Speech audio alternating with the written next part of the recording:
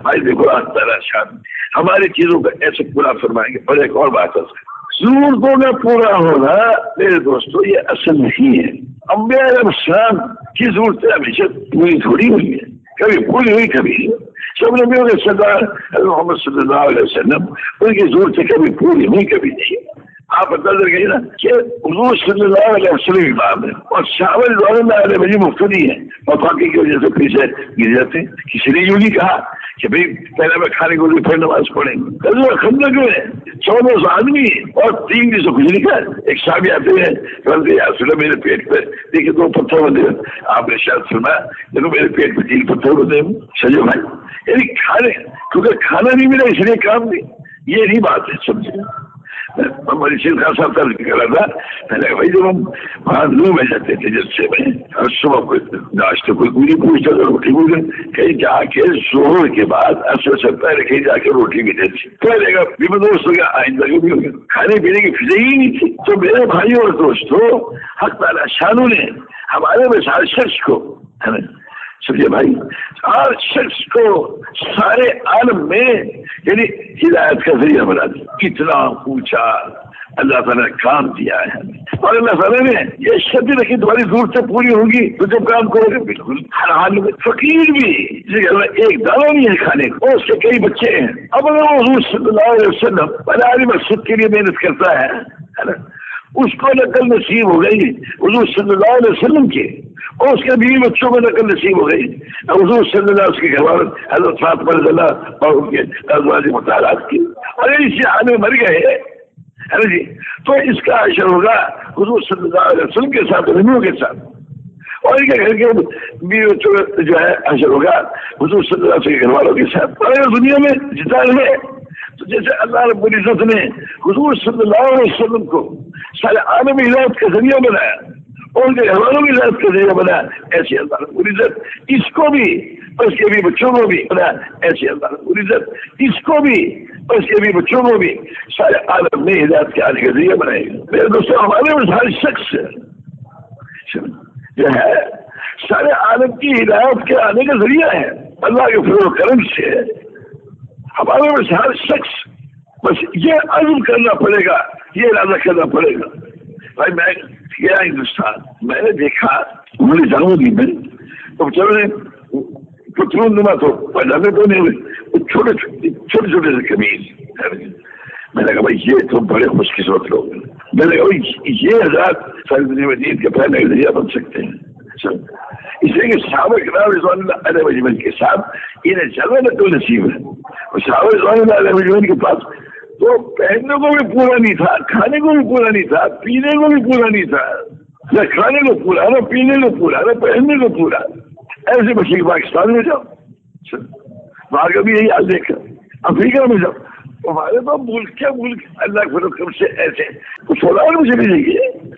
मगर हमारी कम किस्मत ये है कि जरूरत के पूरा न होते हुए गैरत के साथ हुजूर सल्लल्लाहु अलैहि वसल्लम वाला काम करना हमने सीखा नहीं और न हमारे माँ बाप ने सिखाया कि जरूरत के पूरा न होते हुए गैरत के साथ सारे आलम में हिदायत का जरिया कैसे बनोगे। और इतनी घटिया सोच ये हमारा खाने को क्या होगा हमारी सोच में एक काफिर मुश्किल की सोच में क्या फर्क होगा। अब अगर हुजूर सल्लल्लाहु अलैहि वसल्लम वाली सोच को भी सोच बनाते हैं है ना। अल्लाह अकबर जिन दुनिया में ये जिन्हें जाहिर और रोकने वाले जो हैं या हुकूमत और सल्तनत वाले जो हैं ये भी इसके लिए दोस्तों अल्लाह ताला अगर ये इनके ऊपर हाथ डालेंगे जो हुजूर सल्लल्लाहु अलैहि वसल्लम वाले मेहनत करने वाले हैं और उनके पीछे लगे हुए हैं उनको सुलझाने में लगे हुए हैं ऐसे जराए तलाश करने में लगे हुए हैं कि जिससे कि इन्हें अल्लाह पाक के अहकामात पे ले आए और वो वाले तरीके पे ले आए। मेरे भाई दोस्तों ये इस फिक्र में लगा हुआ है एक आदमी और जब एक ग्रोह लगा हुआ है एक दफ्तर लगा हुआ है इस फिक्र में समझे भाई एक बस्ती लगी हुई है छोटी सी बस्ती लगी हुई है और मेरे दोस्तों और सारी दुनिया की फिक्र उसको सारी दुनिया का समझे लेकिन और कुर्बानी से यानी खाने को पीछे करता है पीने को पीछे करता है फिक्र नहीं करता उसका कभी देखी जाएगी सब तो जो जिस फिक्र के लिए मुझे अल्लाह ने भेजा उस फिक्र में अपना फिक्र बनाऊंगा مشکلوں کو بنایا اور اس نے اپنا. تو میرے دوستوں محنت کرتے کرتے کرتے کرتے اس کو کوئی شک نہیں آزمائشی تو آئیں گی.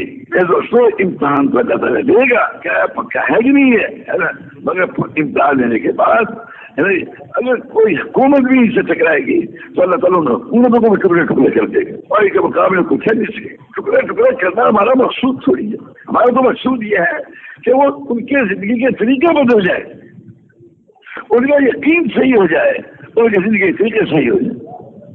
اسلام جو نام ہے کسی قوم کا نام نہیں, کسی ملک کا نام اسلام نہیں ہے. اسلام تو طریقوں کا نام ہے. ایک خاص یقین کے ساتھ خاص طریقوں سے گزارنا اس کو اسلام کے.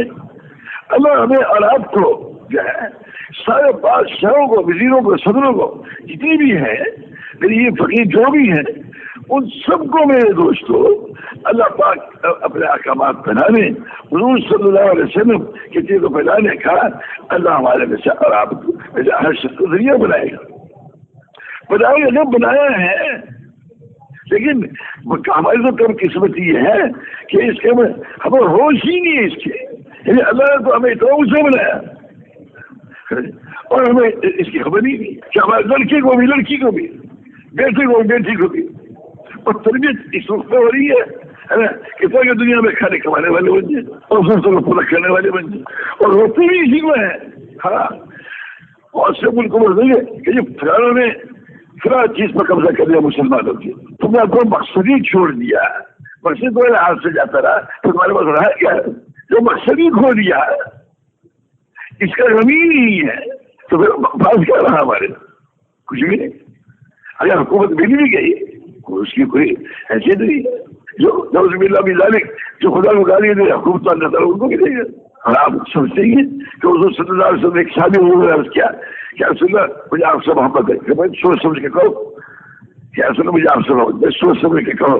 کئی چیز ہوگا اچھا پھر سب لوگ فقیر کے تیار ہو جاؤ. جو ہم سے محبت کرتا ہے یہ مفہوم عرض کر رہا ہوں ہے نا جی, کہ اس کی طرف فکر ایسا آتا ہے جیسے پانی نہلوانے کی طرف آتا ہے. اب بتاؤ دیکھو بھائی دوستو, ایک آدمی نماز کی ساری چیزوں کو پورا کر دیتا ہے, اللہ تعالیٰ اسے نماز کے انعامات عطا فرمائے. پوچھ لو یہ ویسے مجھے زمان صاحب وہ چیزیں بھی چلو پوچھو.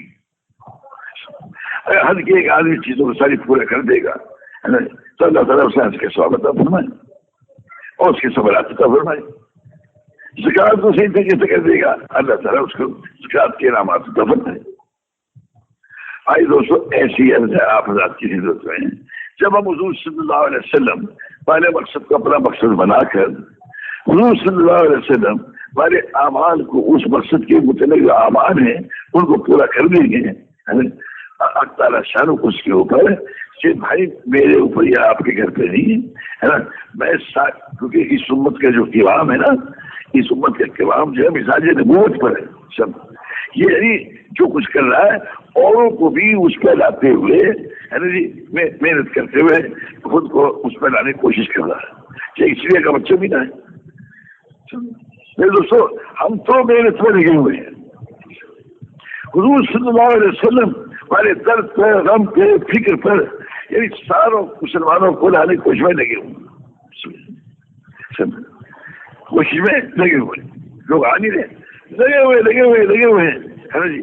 اور روزہ بھی رکھ رہے ہیں, حقیقت برداشت کر رہے ہیں, ذکر بھی کر رہے ہیں, نماز بھی پڑھ رہے ہیں کہ آج رات ہوئی دروازہ کھولے, رات دن اس کا کام ہے. جو میرے دوست اس طرح بھی جان مارے گا, مالا پھر رہا ہے, کبھی اس کے پاس کبھی اس کے پاس کبھی اس کے پاس بدعت خوشامد کر رہا ہے. میرے دوستو ایک وقت ایسا آئے گا جب کہ اللہ پاک کو رحم آئے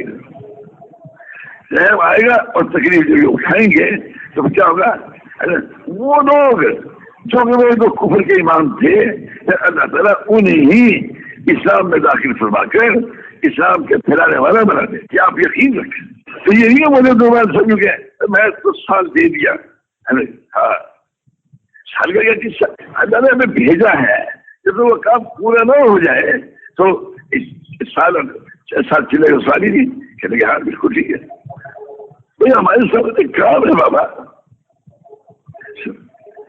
پہلے محنت کریں گے اس بات کی کہ لوگ جو ہے سارے کے سارے ہدایت پر آ جائیں. یہ جو کچھ مال میں نظر آتا ہے وہ سارا کا سارا اللہ پاک کے ذات عالی کے خزانوں میں اور حضور صلی اللہ علیہ وسلم کے حوالے اعمال میں نظر آنے لگے.